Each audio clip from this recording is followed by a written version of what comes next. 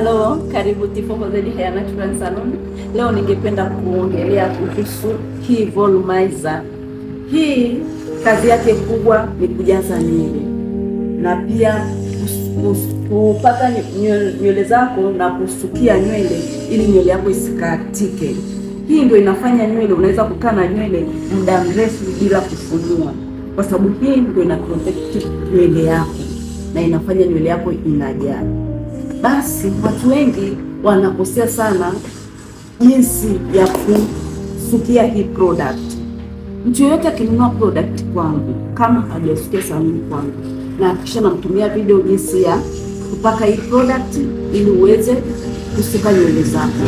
Hii sio kwa ajili ya ngozi, hii ni kwa ajili ya nywele tu. Unapaka kwenye nywele tu, na wengi wanakosea mitindo ya kusuka wakati wa kutumia hii product.